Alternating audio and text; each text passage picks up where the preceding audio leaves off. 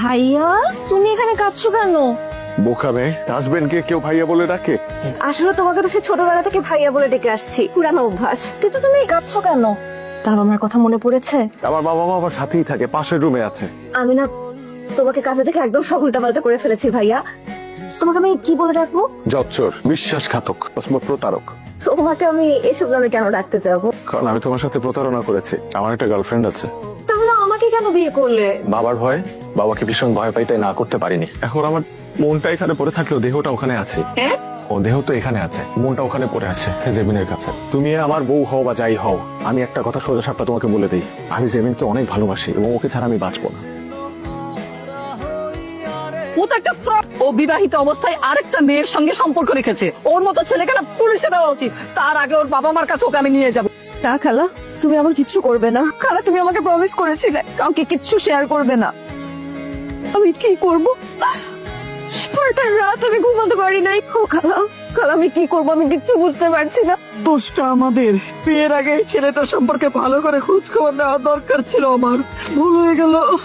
খালা, তুমি আমার একটা কথা প্রমিস করো, তুমি এই বিষয়ে মা বাবাকে কোনো কিছু জানাবা না। প্রমিস কিন্তু খালা। আমি কিন্তু খুব খুশি যেরকম লক্ষ্যে একটা মেয়ে আমার ঘরে বউ হয়ে আসছে। ভাইয়া, নাস্তা খাওয়ার পর আমি কিন্তু চলে যাব। না আপা, আপনি এখন যেতে পারবেন না। আমি দুপুরে রান্না করব, তারপরে খেয়ে আপনি যাবেন। মা, আজকে দুপুরে রান্নাটা আমি করতে চাই। তুমি রান্না করবে? মাশাআল্লাহ, খুব গুণবতী বউ আমার। শোনো, বলো না। আমি একটু বাইরে যাব। ঠিক আছে। জিজ্ঞেস করলে না কি কাজে যাব? জানি তো, জেবিনের সাথে দেখা করতে চাচ্ছ।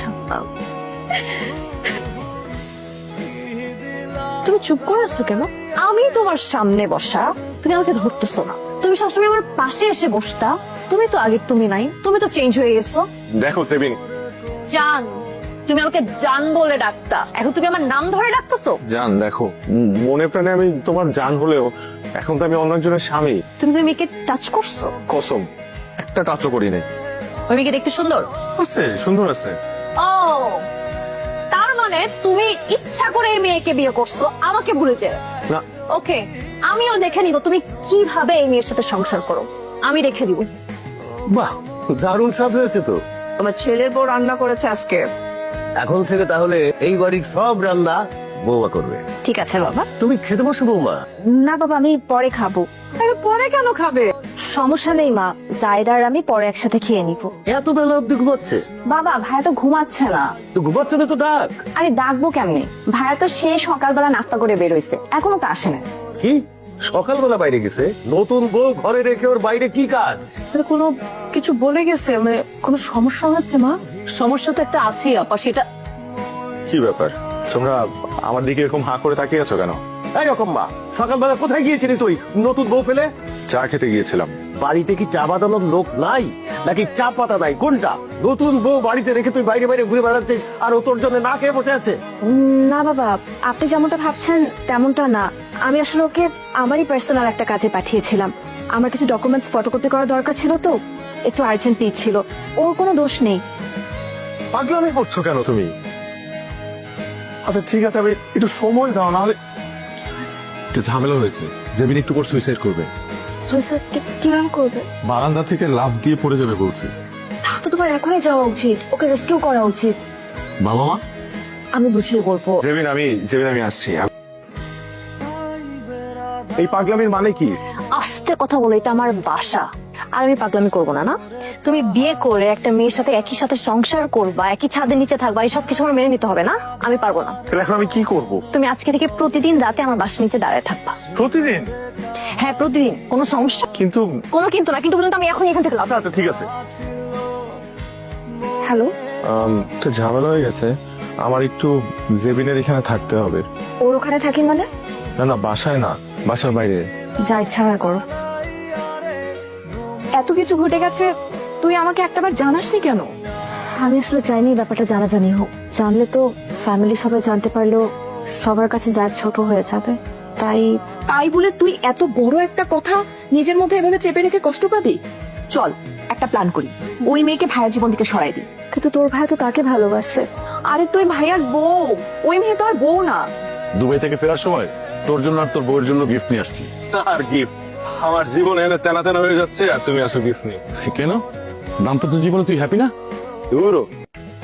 হ্যাপি হওয়ার সুযোগ পাইলাম কই?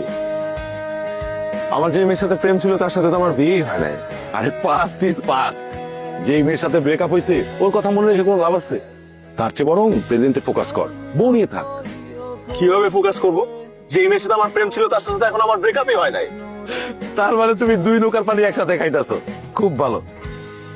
ঘরে বউ, বাইরে গার্লফ্রেন্ড, চালা যাও। না, এভাবে আমি চালাইতে চাই না। আমি একটা সিদ্ধান্ত নিয়েছি, কি সিদ্ধান্ত? আমি দেশের বাইরে চলে যাব। কয়দিনের জন্য যাচ্ছ? একেবারেই চলে যাব, এই বাড়ি ছেড়ে, তোমাকে ছেড়ে। কিসের জন্য যাচ্ছ? সেটার তো তোমার ভালো জানার কথা।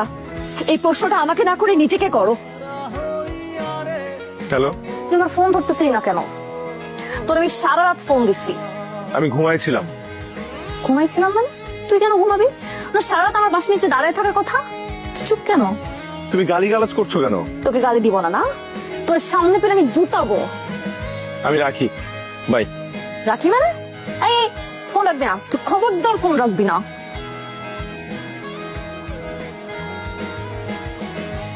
যখন তুমি জানো যে তুমি ভুল ট্রেনে উঠে পড়েছো, তখন তোমার উচিত সব থেকে কাছের স্টেশনে নেমে যাওয়া। কারণ সফর যত লম্বা হবে, ফিরে আসা ঠিক ততটাই ব্যয়বহুল।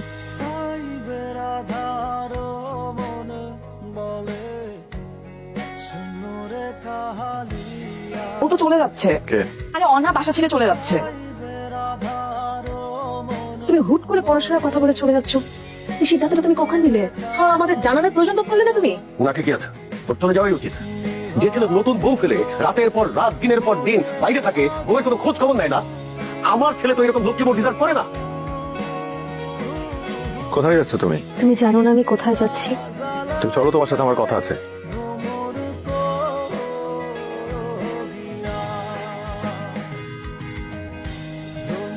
তেমন ভুল হয়ে গেছে, আমি মানুষ চিনতে ভুল করেছি। মানুষ চিনতে তো তোমার কোনো ভুল হয়নি, ভুল আমার হয়েছে। আমি যে কেন তোমাকে বিয়ে করতে রাজি হয়েছি। প্লিজ আমাকে ক্ষমা করে দাও। তুমি তো আমার বউ, তুমি আমাকে তোমার মাফ করে দাও না প্লিজ। মাফ করে দাও। চল। কোথায়?